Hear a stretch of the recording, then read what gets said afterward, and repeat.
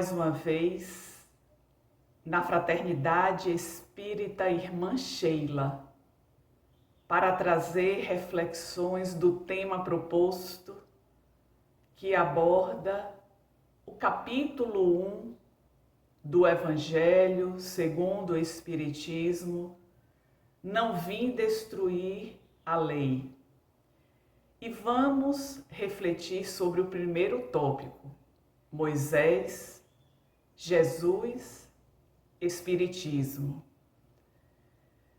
Antes de abordar as três revelações, vamos fazer uma retrospectiva histórica que traz no tempo de Abraão.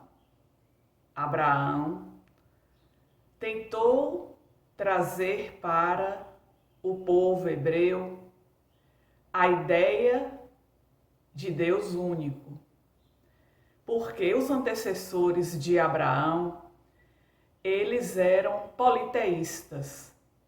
E em Abraão nós ouvimos o relato de sair o povo hebreu para a terra prometida. Muitos falam que o povo hebreu foi o escolhido por Deus para receber a primeira revelação. Vamos analisar como se fosse na atualidade, que temos diversas civilizações. Como pode todas, ao mesmo tempo, receber tantas informações? Então, na verdade, um povo deveria receber as informações. E este povo foi o povo hebreu. Então, a caminhada para a terra prometida, esse povo caminhou pelo deserto. Há relatos de que em torno de mais de 400 mil pessoas. Podemos imaginar um deserto, as pessoas caminhando, faziam as suas paradas e tinha a necessidade de que houvessem leis para que as pessoas pudessem seguir e através disso ter uma ordem. Então, esta caminhada, ela é registrada do Nilo até o Eufrates. Então, o que era essa terra prometida? O povo hebreu que vivia na escravidão ouviu falar que na terra prometida haveria felicidade, então busca, essa terra prometida justamente porque teria farturas. Um povo que estava escravizado, ouvir falar nessas terras, lógico que deu início a essa caminhada. Então Abraão vem trazer, essa proposta do Deus único. Porque o que acontecia? Existia Deus para tudo, inclusive o Deus da minha família muitas vezes se contrapunha com o Deus da sua família. Então havia muitas regras, muitos deuses, e era preciso canalizar essa ideia para um Deus único. E é justamente nessa perspectiva que surge Moisés. Moisés, conforme fala de Emmanuel no livro O Consolador, ele trazia consigo as mais elevadas faculdades mediúnicas, porque o próprio Allan Kardec, neste capítulo do Evangelho, coloca que Moisés ele trouxe as leis divinas e as leis humanas. As leis divinas, elas se apresentam através dos 10 mandamentos, que Moisés recebeu no Monte Sinai. Esses 10 mandamentos, eles foram ditados por emissários de Jesus. Então, daí nós podemos compreender que Moisés, ele era um legítimo emissário do mundo superior para entregar a primeira revelação. Não foi qualquer um que recebeu esta missão. E quando nós fazemos uma análise dos 10 mandamentos, também compreendemos que eles nos mostram obrigações que limitam as nossas ações, obrigações que nos levam a ser corretos. O que é que nós encontramos lá nos 10 mandamentos? Que não devemos roubar, não devemos matar, não devemos mentir, não devemos adulterar, não devemos cobiçar a mulher do próximo, nem o seu servo, nem a sua propriedade. Mas há algo que mostra também nesses 10 mandamentos o honrar o pai e a mãe, mostrando que nós devemos essa obrigação àqueles que nos antecederam. E isso vem mostrar que se eu honro o meu pai e a minha mãe, eu serei honrado pelo meu filho. Então é isso que vem do antecessor para o sucessor e que nós devemos caminhar neste ciclo. Mas o primeiro mandamento da lei de Moisés, ele trata justamente do Deus único. Eu sou o Senhor teu Deus, que tirei do Egito, da terra da escravidão.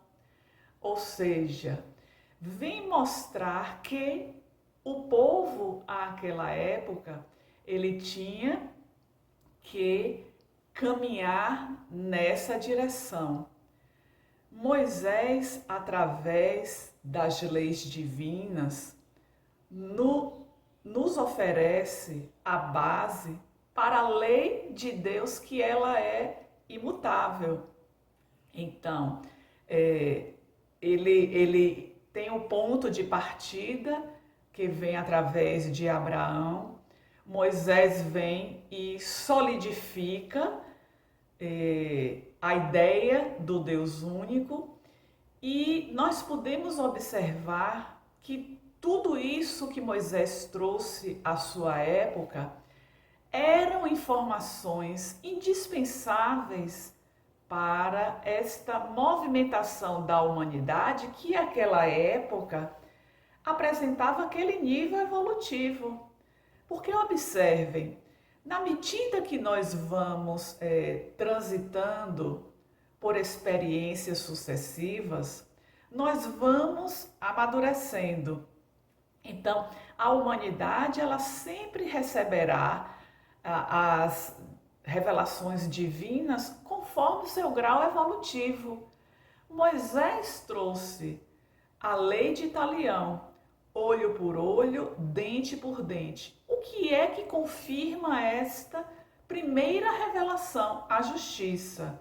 Se você fizer desta maneira, você pagará de maneira igual. Quando nós fazemos uma análise nessa perspectiva do olho por olho e dente por dente, podemos avaliar que isso era necessário para a sobrevivência do povo naquela época.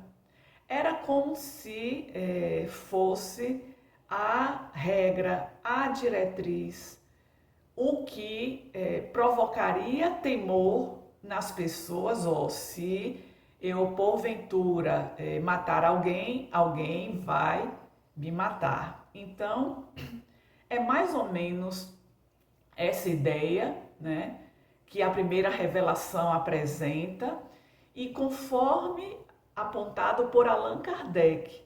Moisés, ele trouxe a lei divina, ele trouxe a lei humana. A lei humana necessário para impor regras àquele povo. E a lei divina para que de fato tivéssemos esta compreensão de que existe um só Deus e que nós, de fato, nós temos obrigações, né, que vão limitar as nossas ações e nós precisamos ser corretos. Então, Moisés, ele chega em uma época para poder firmar o monoteísmo, a existência de um único Deus, a quem nós devemos seguir as orientações conforme as leis que ele apresenta. Então, temos em Moisés, primeira revelação, a justiça. Aí atravessamos os anos e chegamos com Jesus. Jesus, a segunda revelação. O que traz de diferente com relação ao que Moisés apresentou? É por isso que o primeiro capítulo do Evangelho segundo o Espiritismo, ele é intitulado Não vim destruir a lei. Que lei? A lei que Moisés apresentou, que era necessário para o povo naquela época, mas que ela segue com os ensinamentos de Jesus, que apresenta o maior mandamento, que é a lei de amor. Então, Jesus vem trazer para as pessoas da sua época o maior mandamento. Qual é esse maior mandamento? É justamente o que o fariseu pergunta ao mestre, como ele deveria fazer, qual o caminho para atingir a vida eterna. E nós sabemos da perspicácia do mestre que geralmente quando ele era indagado, tinha uma indagação para as pessoas. E Jesus pergunta àquele fariseu: o que está escrito na lei? Como o vês? E o que aquele fariseu responde? Justamente vem trazendo os 10 mandamentos: não roubar, não matar, honrar pai e mãe. E Jesus responde: respondestes bem, faze isso e viverás. Mas há um desdobramento que fala do amor. Amar a Deus sobre todas as coisas e ao próximo como a si mesmo. Então, é neste fundamento que Jesus apresenta a segunda revelação, a lei de amor. Nós precisávamos da justiça àquele tempo e chega Jesus dizendo: não será olho por olho, dente por dente. E vem trazendo uma série de ensinamentos que se apresentam através de parábolas, como essa apresentada ao fariseu, a parábola do bom samaritano, mas ele traz uma série de outras informações, inclusive dizendo que vós sois deuses. Quando Jesus apresenta isso, a primeira impressão que nos ocasiona é que existe vários deuses? Não. Ele vem nos dizer que nós fomos criados por Deus, Pai único, existência, e nesta criação nós temos, repousa em nós a partícula divina que precisa ser manifestada. O que Deus é, nosso Pai? Amor. Se nós somos criados a imagem e semelhança de Deus, nós carregamos em nosso íntimo este amor, esta centelha divina, que momentaneamente encontra-se adormecida e necessita de fato de experiências que nos promova o desabrochar deste amor. Então esse é um dos ensinamentos de Jesus que nós precisamos trazer sempre à tona para promover o despertar dessa centelha de amor que resume toda a doutrina de Jesus. Então, no próprio Evangelho segundo o Espiritismo, no capítulo 11º, nós encontramos lá o tópico, a lei de amor, e o que está escrito, o amor resume toda a doutrina de Jesus. A segunda revelação nos apresenta este parâmetro, amar, mas o amor ao Pai, Deus, ao próximo como a si mesmo. O que Jesus vem sinalizar para cada um de nós? Que é preciso amar a si mesmo, para que neste amor a si mesmo nós possamos amar ao próximo, e amando ao próximo eu estarei amando a Deus.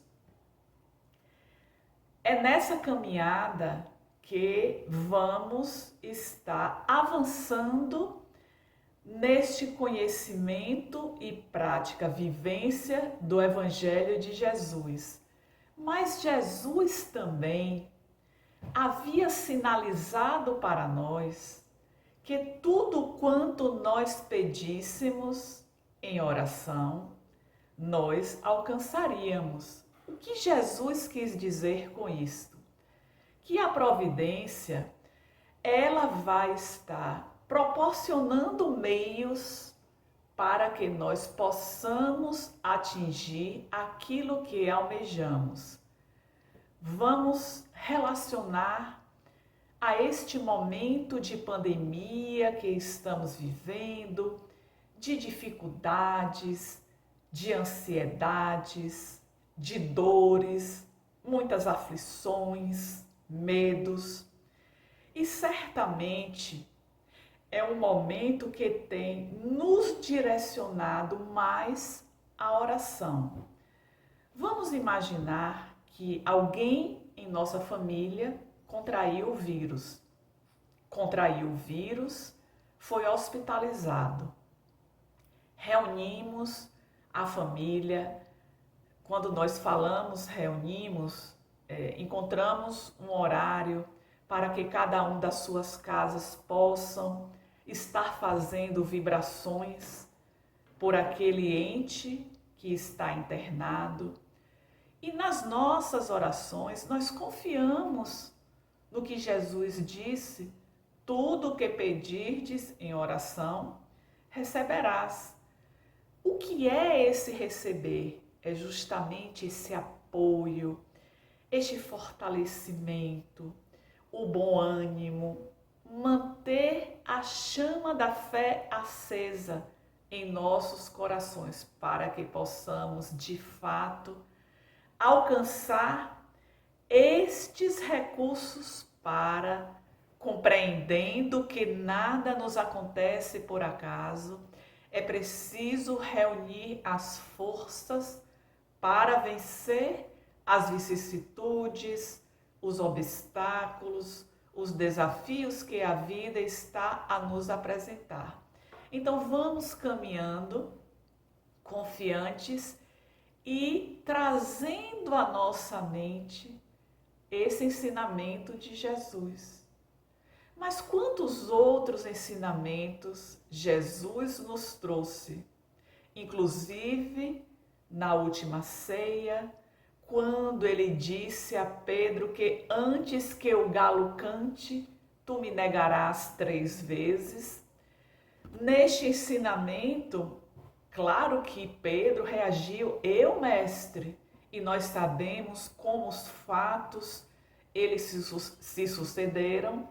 Então vem justamente Jesus mostrar através deste exemplo a nossa fragilidade humana, mas uma fragilidade humana que tem oportunidades de refazer os caminhos que percorreu e percorre de maneira equivocada e nos anuncia o Consolador prometido, que é o que surge exatamente na terceira revelação, o Espiritismo.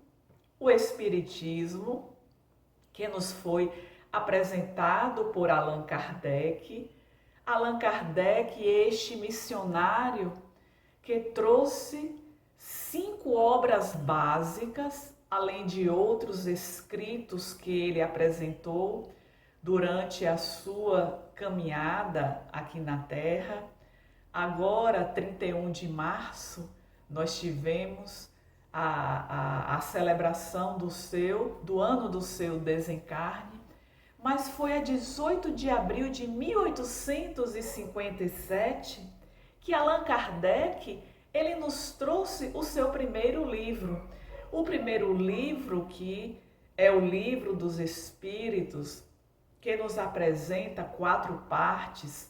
A primeira parte fala da criação, a segunda parte que fala do mundo espírita, do mundo espiritual, inclusive na questão 23, que Kardec indaga aos benfeitores que é espírito, o princípio inteligente, ou seja, cada um de nós carregando esse princípio que é justamente a reverberação do nosso Pai, inteligência suprema, causa primária de todas as coisas, resposta à questão primeira.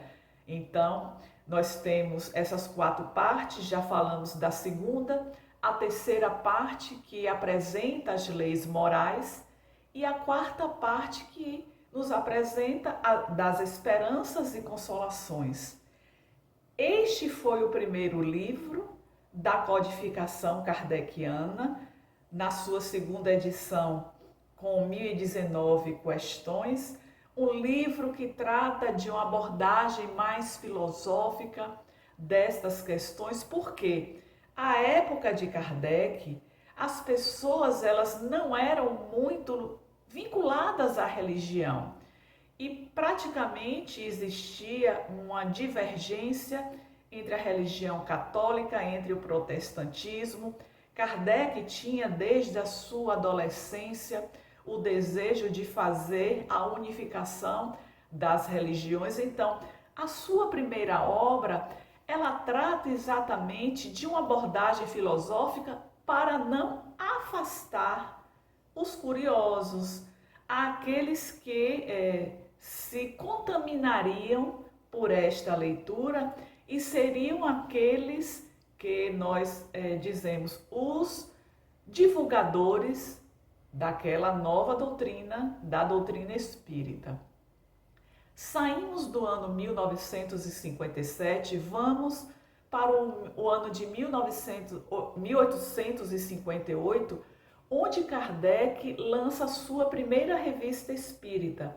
Essa revista espírita que teve 12 exemplares, a cada ano, a partir de 1858, reunia 12 escritos, ou seja, mensalmente, de janeiro a dezembro, Kardec apresentava escritos que eram reflexões a respeito da vida, da comunicabilidade. Inclusive, no primeiro volume, em janeiro de 1858, ele já trata dos tipos de comunicação, apresentando mais a psicografia, a psicofonia, efeitos físicos, mas de maneira mais rudimentar.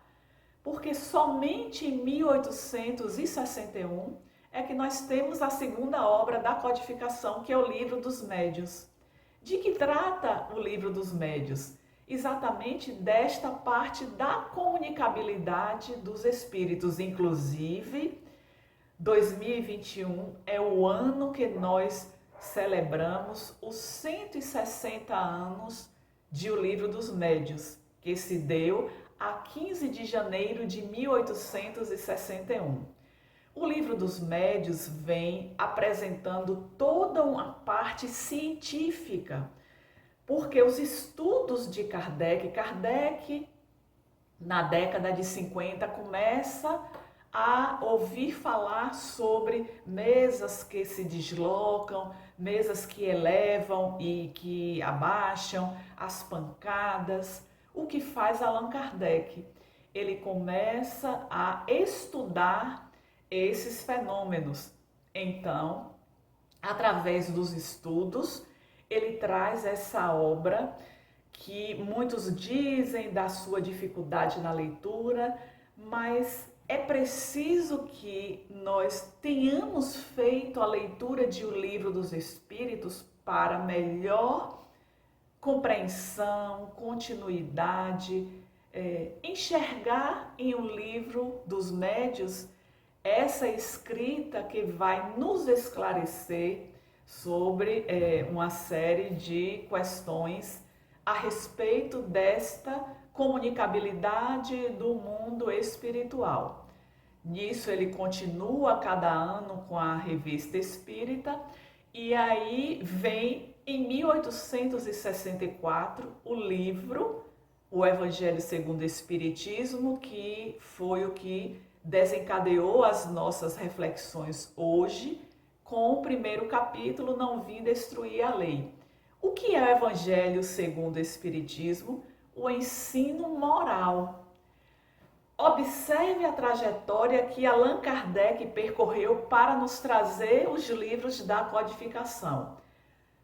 O Livro dos Espíritos, a parte filosófica, o Livro dos Médiuns, a parte científica, o Evangelho segundo o Espiritismo, a moral, a religião. Então, foi necessário passar 7 anos para que as pessoas não reagissem tanto. É claro que nós temos conhecimento, o próprio filme, Kardec, o filme, apresenta aqueles que se movimentaram contra Allan Kardec, inclusive uma médium ao qual ele trouxe uma série de informações que queria que o nome dela constasse.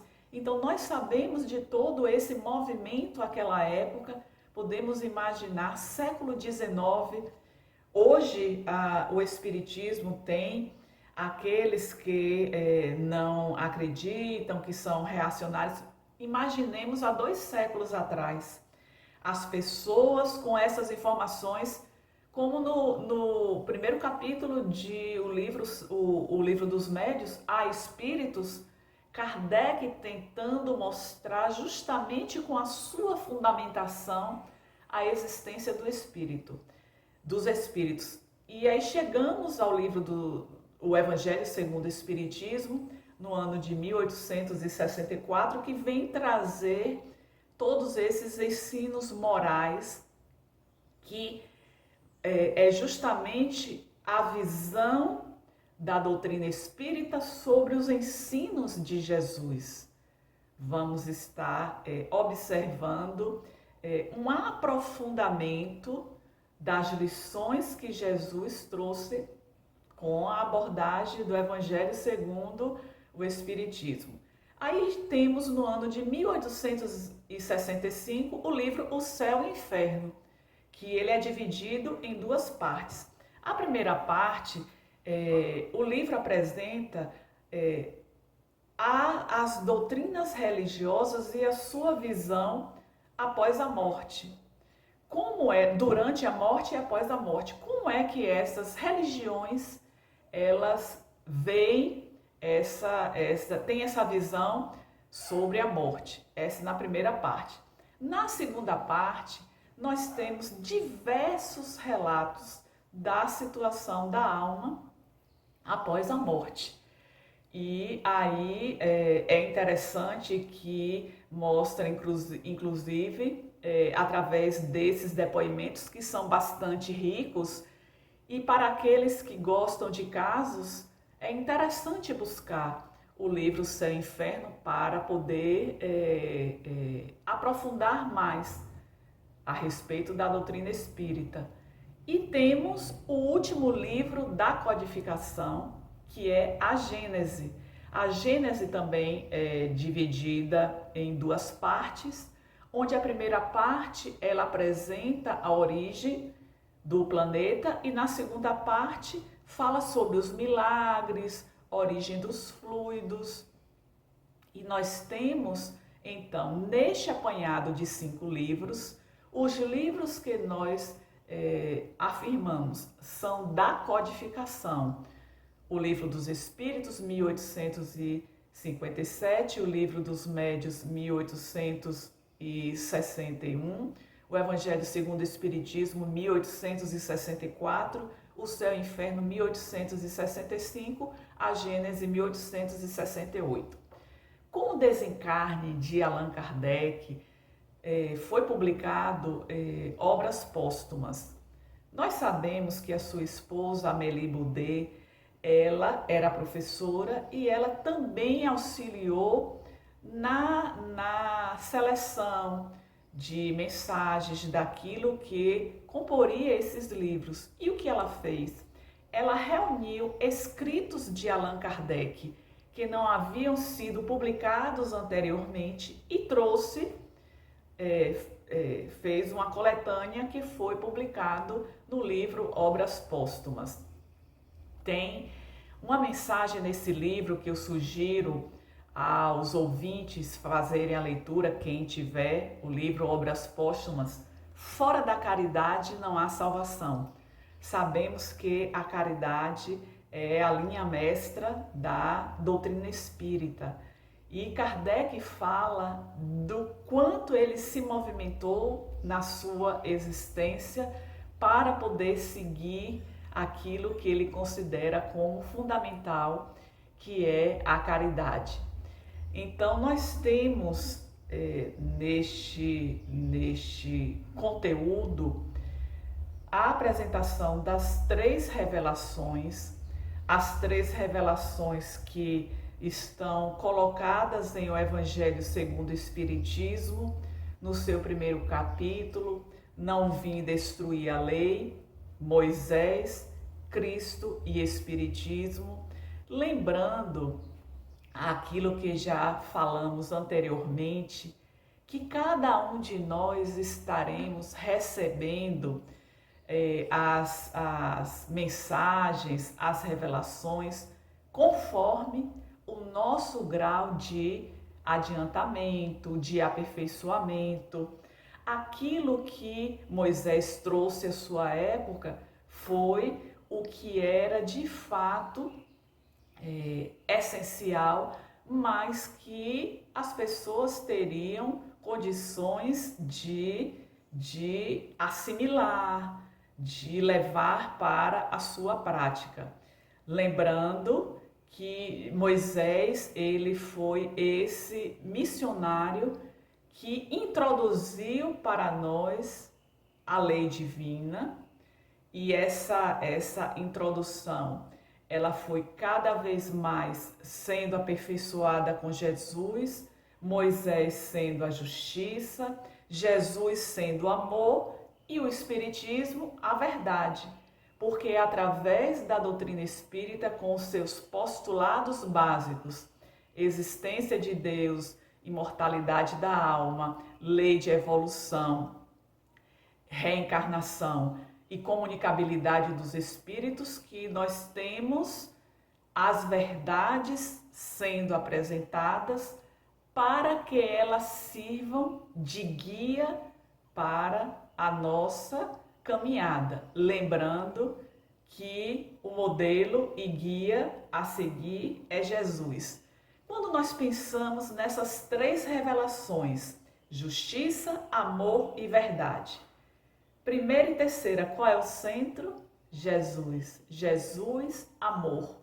Então, o amor que cobre a multidão de pecados, o amor que resume toda a doutrina de Jesus, deve ser para cada um de nós essa mola propulsora, aquilo que deveremos trazer para a nossa caminhada, para as nossas vivências.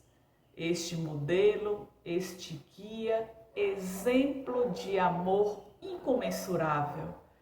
O governador do nosso planeta, que está a todo instante espraiando este amor pleno, para que nós possamos, a partir deste sentimento e percepção de amor do nosso Mestre, podermos caminhar com segurança na direção da plenitude, que é a meta para cada um de nós a ser alcançada.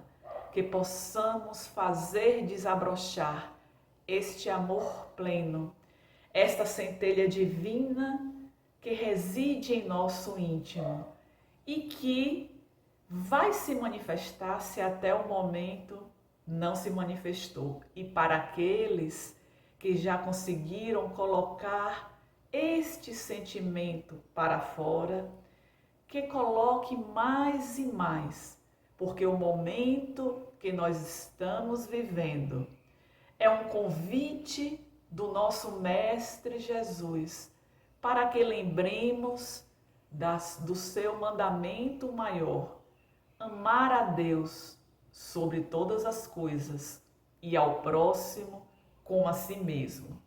Que sigamos com essa instrução de Jesus, para que de fato na vivência do amor tenhamos mais clareza dos obstáculos, dos sofrimentos, das incompreensões, das ansiedades, dos temores e assim, enfrentando tudo isso, consigamos ouvir o nosso Mestre a dizer: tenho-vos dito essas coisas para que em mim tenhais paz. No mundo tereis aflições, mas tende bom ânimo. Eu venci o mundo. Seremos vencedores deste mundo. Estamos saindo, fazendo movimento para a saída do planeta de provas e expiações para atingir o mundo de regeneração. Que sejamos estes seres a trazermos a contribuição para esta movimentação do nosso planeta, para a sua ascensão, e que possamos usufruir este mundo de regeneração, se não nessa existência, provavelmente em outras que se seguirão após o termo da atual existência. Que Jesus, o nosso Mestre, Ele nos envolva neste momento, trazendo para o nosso íntimo o teu amor incondicional. Que sintamos este amor pleno a espalhar por dentro do nosso ser, a nos dar um novo vigor, uma nova vitalidade, para que no amanhã estejamos cada vez mais confiantes de que venceremos as adversidades e estaremos numa vivência desse amor mais e mais. Que Jesus nos abençoe, nos envolva e nos guarde para todo sempre. Que assim seja.